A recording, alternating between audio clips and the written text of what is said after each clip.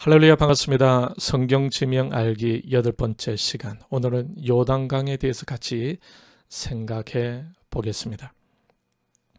요단강의 뜻은 급한 여울이라는 뜻을 가지고 있습니다. 팔레스틴의 가장 큰 강입니다. 북쪽에 있는 레바논 산과 헐몬 산을 수원으로 해서 팔레스틴을 세로로 갈라 남쪽 사해로 흐르고 있습니다.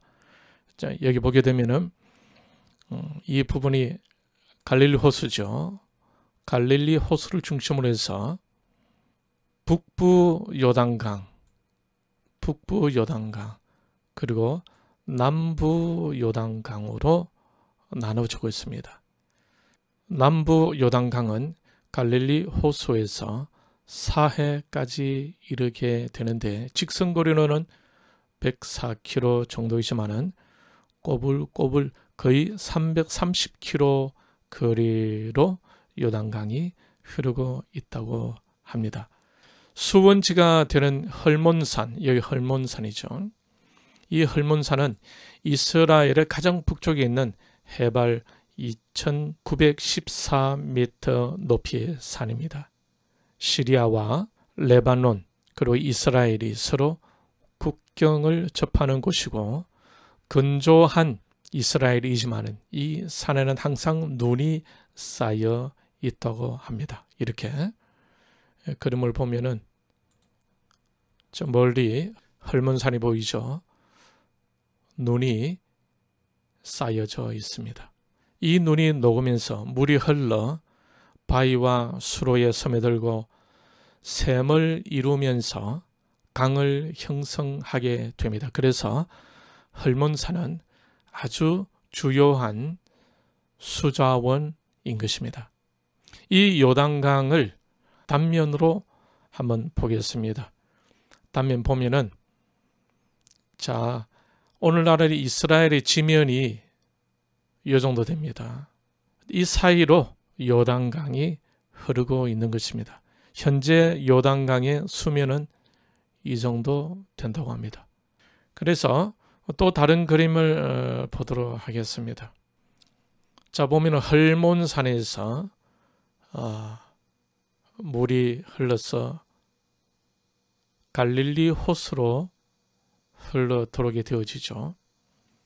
갈릴리 호수에서 다시 사해 방향으로 요단강이 흐르게 되는 것입니다. 시발점에서 사해까지 요단강의 경사가 높아서 중간중간에 폭포 비슷한 급류가 27개나 된다고 합니다. 특별히 건기에는 강 깊이가 1m 정도 되고 강폭은 30m 정도 되기도 하지만 우기 때에는 높이가 3, 4m, 강폭은 1.6km 정도 되는 곳도 있다고 합니다.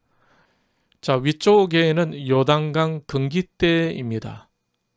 그리고 아래쪽에는 요단강 우기대, 3월과 4월대입니다.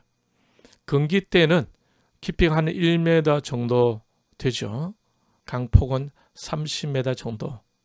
우기대는 강 높이가 3m에서 4m 정도, 강 넓이는 1.6km 정도 됩니다. 여호수아 3장에 보게 되면은 여호수아가 이스라엘 백성들을 이끌고 요단강을 건너는 장면이 나옵니다. 하나님의 언약궤를 메고 이 강을 건너게 될 때 요단강이 갈라졌다고 성경에 기록되어져 있습니다. 이때가 우기 때였습니다. 그러니 강 깊이도 깊고 강 넓이도 아주 넓을 때였습니다.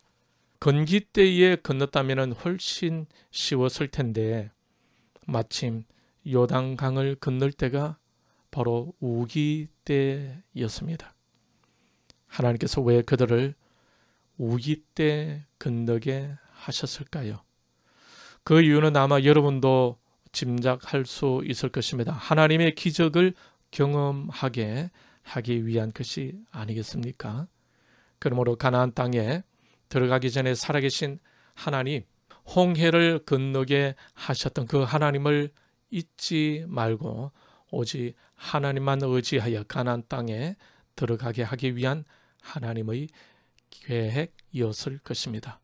때로는 우리도 어려움을 당할 때가 있습니다. 그때 바로 무엇을 경험할 때일까요? 하나님의 기적을 경험할 때인 것입니다. 그러니 어려움을 당할 때 당황하지 말고 뒤로 물러서지 말고 하나님께서 무엇을 계획하고 계시는지를 물어보면서 주님께 집중할 필요가 있는 것입니다. 이 요단강에서 하나님은 이처럼 기적을 베푸셨다라는 겁니다. 이 요단강 양편 계곡을 보게 되면은 무성한 수목으로 경치가 참 아름답다고 합니다. 이 부분은 아마 지류인 것 같은데 강 주위에 이처럼 나무로 식물로 울창한 가운데 있습니다. 성경에서 요단강을 배경으로 한 내용들이 많이 나오죠. 여호수아 3장 7절에서 4장 14절 조금 전에 언급해드렸던 여호수아가 이스라엘 백성들을 이끌고 요단강을 건넜죠.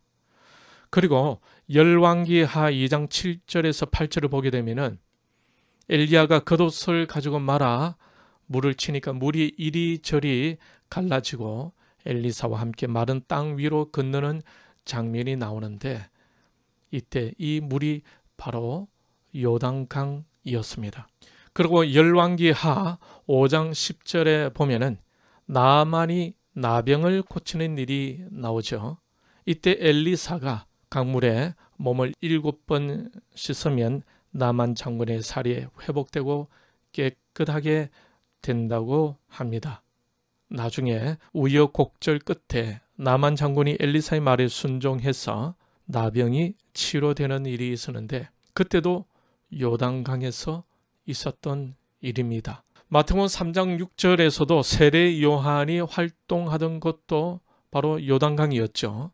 그리고 그 요단강에서 예수님이 세례를 받기도 했습니다.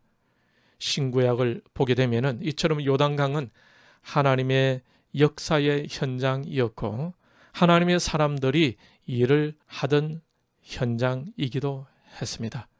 오늘 저와 여러분이 쉬거나 일하는 바로 그 현장이 하나님이 일하시는 현장, 주님이 함께 하시는 현장, 하나님의 기적을 경험하는 영적 요단강이 되기를 바랍니다.